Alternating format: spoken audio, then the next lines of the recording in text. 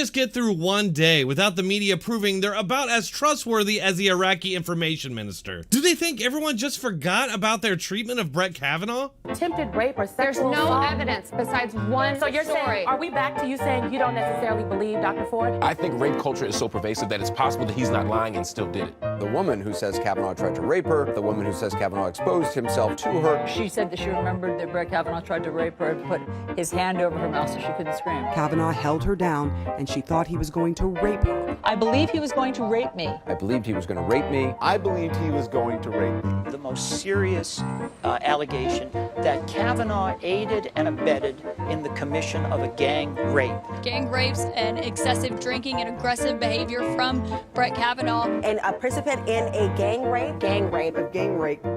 Presumption of innocence? To hell with that. Well, up until it's a Democrat being accused. As tired as I am of talking about this subject, at least it's not COVID-19. COVID-19. What the hell was that?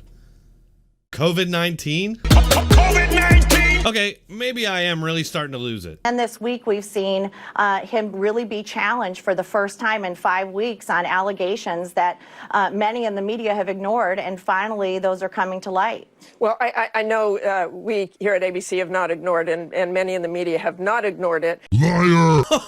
Oh, are you a bad liar? She can't even look at the camera, she's so ashamed.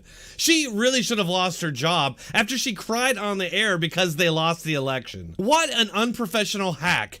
What is it with her anyway? She always looks like she's on the verge of an emotional breakdown. It still blows my mind when these supposed professionals lie so brazenly when there's easily found data that refutes her claim. Sorry for the interruption, and we'll get right back into this episode, but first give me 30 seconds to tell you about this free offer for my subscribers. It's tough right now to get your hands on gold. Dealers just can't get enough, but we know it's time to protect your wealth. Time to protect your family. Did you know that you can buy, sell, and spend physical gold with Swipe with Gold? It's super easy with our mobile app to buy real gold for better financial security. Just visit www.swipewithgold.com and download the app. Register, and your prepaid debit MasterCard will be delivered by mail in just a few days for free. When you get your card, you just load on your cash. Then you're ready to buy, sell, and spend in real gold. It's that simple. You can withdraw your money anytime at any ATM that accepts MasterCard. So visit www.swipewithgold.com.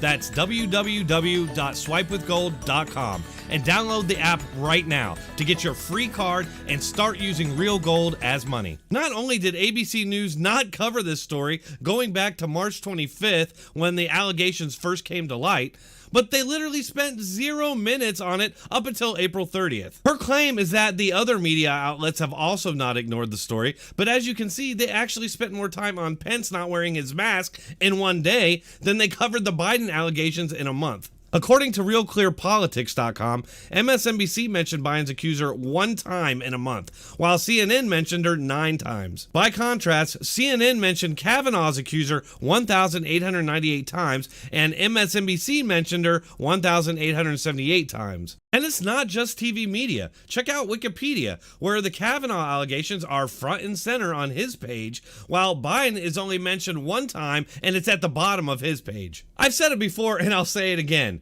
Turn off your TV and don't trust the media. And how far will you go with these attack ads? I'm going to take issue with the media ignoring this. It has been appalling, the hypocrisy as to how Brett Kavanaugh was treated versus Joe Biden. Brett Kavanaugh, every accuser was put on TV. It was wall-to-wall coverage. They went into his high school yearbook. They said he needed an FBI investigation. Michael Avenatti was on TV accusing him of gang rape from an accuser who'd never even met Brett Kavanaugh. And then you go to Joe Biden. 5 weeks of silence, 19 interviews without a single question. He won't let people go into his records in the University of Delaware. They're calling on the DNC to do the investigation. It went from me too, me too, me too, to move on, move on, move on in a nanosecond because he's a Democrat.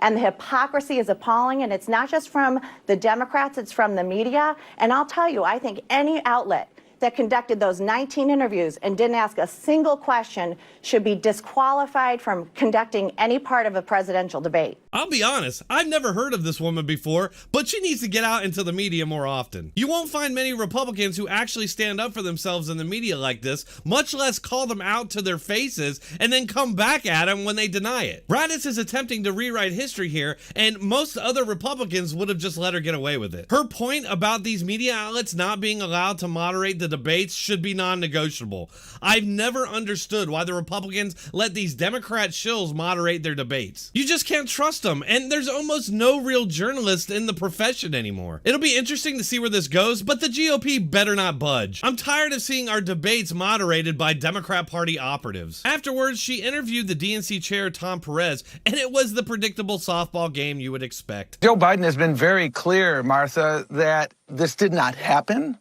He was forceful in that, and he's been equally clear that when women come forward with complaints of this nature, they should be taken seriously.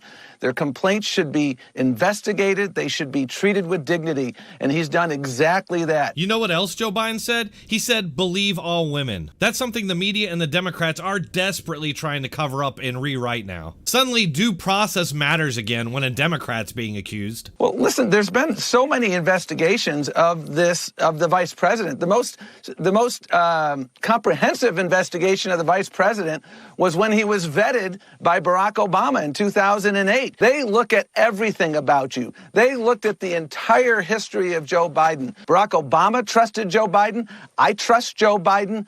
And those investigations have been done. Literally everything he just said could have been said about Brett Kavanaugh, but they all just brushed aside those defenses and declared him guilty. Kavanaugh had undergone 6 previous FBI investigations to check his background, and they found nothing. But none of that mattered for Brett, did it? It's just more of what I'm constantly talking about. The enforcement of double standards by the Democrats and their media. Perez knows that the media has his back, and he can be as hypocritical as he wants and receive no pushback. No doubt Raddatz is rationalizing and telling herself that she's throwing out any shred of credibility for a good reason. That's all for this episode. Please hit that like button, share, and subscribe. If you'd like to support this channel, you can do so on one of these platforms. You can find all the links in the description or pinned comment. Thanks for watching. Keep coming back.